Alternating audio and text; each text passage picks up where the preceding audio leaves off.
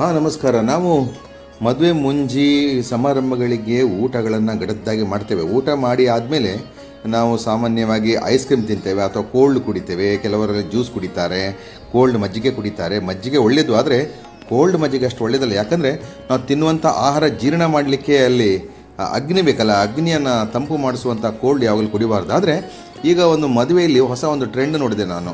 ವಿವಿಧ ವೆರೈಟಿಯ ಟೀ, ಇದರಲ್ಲಿ ginger tea ಇದೆ, ಪುದೀನ ಟೀ ಇದೆ, ತುಳಸಿ ಟೀ ಇದೆ ಅಂತೆ. ಕೆಲವರು ಸ್ವೀಟ್ ತಿಂತಾರೆ, ಅದು ಕೂಡ ಅಷ್ಟು ಒಳ್ಳೆಯದಲ್ಲ. ಯಾವಾಗಲೂ ಊಟಕ್ಕಿಂತ ಮೊದಲು ನಾವು ಸ್ವೀಟ್ ತಿಂದರೆ ಒಳ್ಳೆಯದು. ಊಟ ಆದಮೇಲೆ ಸ್ವೀಟ್ ಅಷ್ಟು ತಿಂದರೆ ನಮ್ಮ ಡೈಜೆಷನ್ಗೆ ಸ್ವಲ್ಪ ಹೆವಿ ಆಗುತ್ತೆ. ಇಲ್ಲಿ ವೆರೈಟಿ ಆಫ್ ಟೀಯಲ್ಲಿ ಜಿಂಜರ್ ಟೀ ಅಥವಾ ಶುಂಠಿ ಪೆಪ್ಪರ್ ಟೀ ಮತ್ತು ಕೆಲವು ಡ್ರೈ ಫ್ರೂಟ್ಸ್ಗಳ ಟೀಯನ್ನು ನಾವು ನೋಡಿದೆ. ಭಾಳಷ್ಟು ಚೆನ್ನಾಗಿದೆ. ಇದೊಂದು ಒಳ್ಳೆಯ ಕಾನ್ಸೆಪ್ಟ್. ಯಾಕಂತ ಹೇಳಿದರೆ ನಾವು ತಿಂದ ಆಹಾರ ಜೀರ್ಣವಾಗಲಿಕ್ಕೆ ಸ್ವಲ್ಪ ಕಷಾಯ ರಸಯುಕ್ತ ಸ್ವಲ್ಪ ತೀಕ್ಷ್ಣವಾಗಿರುವಂತಹ ಲಿಕ್ವಿಡನ್ನು ಕುಡಿದ್ರೆ ಭಾಳ ಒಳ್ಳೆಯದು ಅಂತ ಆಯುರ್ವೇದ ಹೇಳುತ್ತೆ ಯಾವತ್ತೂ ಕೂಡ. ಊಟ ಆದ ಕೂಡಲೇ ಹೆವಿ ಫುಡ್ಡನ್ನು ಸೇವನೆ ಮಾಡೋದು ಒಳ್ಳೆಯದಲ್ಲ. ಯಾವುದಾದ್ರೂ ಸ್ವಲ್ಪ ನೋಡಿ ಸಾರು ಥರ ಅಥವಾ ಯಾವುದಾದ್ರೂ ಒಂದು ಕಷಾಯ ರಸ ಇರುವಂತಹ ಒಂದು ಸೇವನೆ ಊಟದ ಎಂಡಿಂಗ್ನಲ್ಲಿ ಮಾಡಿದರೆ ಭಾಳಷ್ಟು ಒಳ್ಳೆಯದು. ಕೆಲವರು ಬೀಡ ತಿಂತಾರೆ. ಪಾನ್ ಬೀಡದಲ್ಲಿ ವೆರೈಟಿ ಪಾನ್ ಬೀಡ ಇದೆ.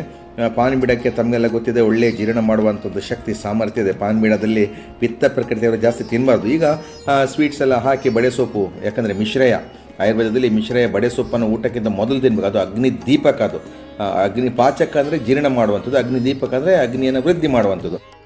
ಏನೇ ಆಗಲಿ ಈ ಒಂದು ಮಾತನ್ನು ನೆನಪಿಟ್ಟುಕೊಳ್ಳಿ. ಅಜಿರ್ಣೇ ಭೇಷಜಂ ವಾರಿ ಜಿರ್ಣೇ ವಾರಿ ಫಲಪ್ರದಂ ಭೋಜನೇ ಚ ಅಮೃತಂ ವಾರಿ ಭೋಜನಾಂತೆ ವಿಷಪ್ರದಂ. ನೀರು ಕುಡಿಯೋದು ಒಳ್ಳೆಯದಾಗಿದ್ದರೂ ಕೂಡ ಊಟವಾದ ಕೂಡಲೇ ಯಾರು ತಣ್ಣೀರನ್ನು ನೇರವಾಗಿ ಕುಡಿತಾರ ಅದು ಯಾವತ್ತೂ ಒಳ್ಳೆಯದಲ್ಲ. ಅದು ಒಂದು ರೀತಿಯ ನಿಧಾನವಾದಂಥ ವಿಷ ಸೇವನೆ ಮಾಡಿದಾಗ